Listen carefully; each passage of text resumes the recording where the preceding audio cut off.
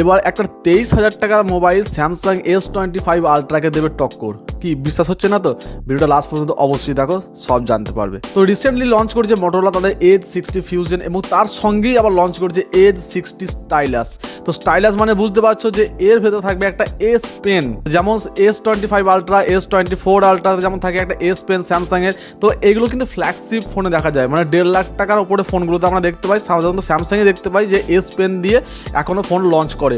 কিন্তু একটা মিড রেঞ্জের ফোন একটা এস পেন দিয়ে লঞ্চ করবে, তাও আবার এই প্রাইস সেগমেন্টের ভেতরে, এটা কিন্তু একবারই ভাবা যায় না, যেটা কিন্তু মোটোরোলা করে দেখালো এই বছর।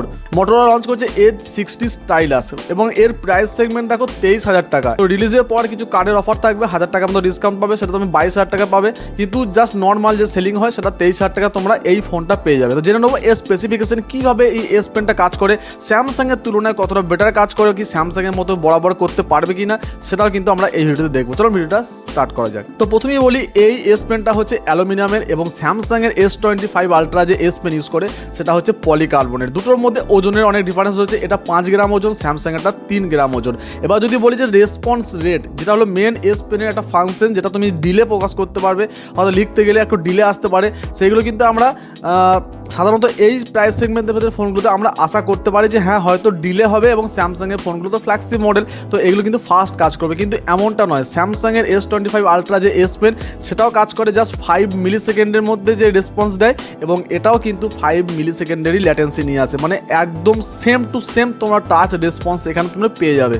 তো এবার দেখা যাচ্ছে এই এস পেনগুলো আমাদের কী কাজে লাগে। সাধারণত দেখো, আমরা পিডিএফের মধ্যে কোনো সাইন করা হোক, ডকুমেন্টস বা বিভিন্ন ধরনের নোট আমরা হ্যান্ড রাইটিংয়ে লিখতে ভালোবাসি, তাও এই ধরনের যে কাজগুলো করার জন্য কিন্তু মোটো দিয়েছে একটা মোটো নোট বলে একটা অপশন রয়েছে। সেখানে কিন্তু তুমি হ্যান্ড রাইটিংয়ে তোমরা বিভিন্ন রকমের নোটস তোমরা এখানে বানিয়ে রাখতে পারবে, বিভিন্ন রকমের হ্যান্ড রাইটিং চেঞ্জের ফিচার্স রয়েছে, সেগুলো তোমরা ইউজ করে হ্যান্ড রাইটিং চেঞ্জও করতে পারো বা অরিজিনাল হ্যান্ড রাইটিংও রাখতে পারো। তাছাড়া অনেক রয়েছে এআই ফিচার্স, তোমরা কোনো কিছু এই এস পেন দিয়ে ড্র করলে সেটা অ্যানিমেশন হিসাবে তোমরা এটাকে রিপ্রেজেন্ট করতে পারো, অথবা তোমরা এই এস পেন দিয়ে কোনো কিছু ড্রয়িং করলে সেটাকে জাস্ট একটা রিয়েল ইমেজ বা পেন্টিং টাইপের ইমেজে তোমরা এটাকে এআই দিয়ে জেনারেট করতে পারো। তো বিভিন্ন ধরনের এখানে টাস্ক তোমরা এআই দিয়ে এই এস পেনটা দিয়ে করতে পারো।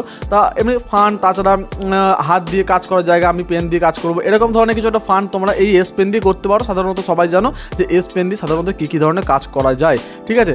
এবার একটা প্রশ্ন হচ্ছে যে স্যামসাং S25 আলট্রা যে এস পেন সেটা কিন্তু এয়ার টু এয়ার কাজ করে, জাস্ট তুমি এভাবে ঘোরালে পরে ক্যামেরা রোটেট হবে বা camera zoom out zoom in এরকম হবে। এই ধরনের ফেসিলিটিগুলো তোমরা হয়তো এই ফোনটাতে পাবে না। আসবো আদার্স ফিচার্সগুলো নিয়ে। আগের ভিডিওতে আমরা দেখেছি X60 ফিউশনের যে স্পেসিফিকেশন সেম টু সেম এখানে ম্যাচ করে, 6.7 ইঞ্চির POLED display, 120 hertz refresh rate, 300 hertz তোমার টাচ রেসপন্সিবিলিটি রয়েছে। তাছাড়া 5000 mAh ব্যাটারি, 68 ওয়াটের চার্জিংয়ের সাপোর্ট রয়েছে, 15 ওয়াটের একটা ওয়্যারলেস চার্জিংয়ের সাপোর্ট, ঠিক আছে। তো চার্জিং নিয়ে কোনো সমস্যা নেই, 5000 ব্যাটারি নিয়ে কোনো সমস্যা নেই, দুর্দান্ত ডিসপ্লে, ডলবি অ্যাটমসের সাউন্ড তোমরা এখানে পেয়ে যাচ্ছ। এবং প্রসেসরটা এখানে চেঞ্জ হচ্ছে, এই S60 স্টাইলাসে রয়েছে তোমাদের স্ন্যাপড্রাগনের 7S Gen 2 প্রসেসর, মোটামুটি 6.5 লাখের কাছাকাছি আন্তত স্কোর আছে। ডে টু ডে টাস্ক তোমরা স্মুথলি করতে পারবে, ক্যাজুয়াল গেমিং তোমরা করতে পারো, BGMI 60 FPS চলবে, এবং আশা করছি যে ভবিষ্যতে যদি আপডেট আসে তো সেখানে ক্ষেত্রে তোমরা হয়তো 90 FPS গেমিংয়ের সাপোর্ট তোমরা এখানে পেতে পারো, ঠিক আছে। তো ক্যাজুয়াল গেমিং এখানে কোনো সমস্যা নেই, ডে টু ডে টাস্কে কোনো সমস্যা নেই। তো মাল্টিমিডিয়া কনজেপশনে কোনো সমস্যা তোমাদের এখানে হবে না। যদি আসে আমরা বিল্ড কোয়ালিটি এবং ভেরিয়েন্ট, তো এখানে দেখো প্লাস্টিক বডি তোমরা পাবে, ঠিক আছে। এখানে কিন্তু তোমরা কোনো কার্ভ ডিসপ্লে পাচ্ছ না, বা কার্ভ তোমাদের যে ডিজাইন সেটাও পাবে না, জাস্ট ফ্ল্যাট ডিজাইন পাবে, ভেগান লেদারের সঙ্গে পাবে। এবং তার সঙ্গে দেখো সফটওয়্যার যদি বলি তবে আউট অফ দ্য বক্স তোমরা অ্যান্ড্রয়েড 15 পেয়ে যাচ্ছ, 2 বছরের অ্যান্ড্রয়েড আপডেট, 3 বছরের সিকিউরিটি আপডেট তোমরা এখানে মোটর তরফ থেকে পেয়ে যাচ্ছ। রয়েছে হ্যালো ইউআই এবং কোনো ব্লটার অ্যাপস এখানে তোমরা কিছু পাবে না, নিট অ্যান্ড ক্লিন ইউআই তোমরা মোটরটাতে দেখতে পাবে। যদি আসি আমরা ক্যামেরা সেকশনে, তো camera same to same match করে F60 ফিউশনের সঙ্গে। এখানে তোমরা বিশেষ করে যে এজ 60 বা এজের যে ফোনগুলো হয় মোটরোলা, সেখানে ফোকাস করা হয় পোর্ট্রেট মোডটাকে। তো এখানে তোমরা 2x 3x তোমরা পোর্ট্রেট মোড এখানে পেয়ে যাচ্ছ। ক্যামেরা সাম্পেস দুর্দান্ত, কোনো ডিফারেন্স নেই S60 ফিউশনের সঙ্গে। এবার দেখো যদি হাইলাইট বলি, এখানে মেন হাইলাইট কিন্তু হচ্ছে এই স্টাইলাস, মানে হচ্ছে এস পেনটা। কিন্তু দেখো কোম্পানি এখানে এস পেনটাকে টার্গেট করতে গিয়ে কিন্তু বাকি যে ফিচার্সগুলোতে কিন্তু কোনো এখানে কাট আউট করেনি। তো এই ক্ষেত্রে তোমরা কিন্তু S60 ফিউশনের সঙ্গে কোনো কিছুই এখানে পার্থক্য পাবে না, শুধুমাত্র জাস্ট পেয়ে যাচ্ছ এই প্রাইস সেগমেন্টের ভেতরে একটা স্টাইলাস বা এস পেন। তো এবার এর একটাই ভেরিয়েন্ট রয়েছে 8GB RAM, 256GB internal storage, 2.2 UFS storage রয়েছে এখানে।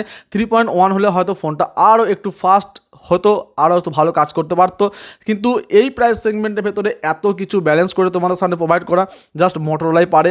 কারণ এখনও পর্যন্ত এই প্রাইস সেগমেন্টে কোনো ব্র্যান্ড এই ধরনের ডিফারেন্ট থিং চিন্তা করেনি এবং এই ধরনের ফিচার্স কিন্তু নিয়েও আসেনি। ঠিক আছে, তো এই প্রাইস সেগমেন্টের ভেতরে এই ফোনটা তোমাদের কেমন লাগলো অবশ্যই জানাবে, এবং এই এস পেনটা তোমাদের কি মতামত রয়েছে সেটা কিন্তু কমেন্টে অবশ্যই জানাবে। আজ ভিডিওটা এটুকুই, দেখা হচ্ছে নেক্সট ভিডিওতে।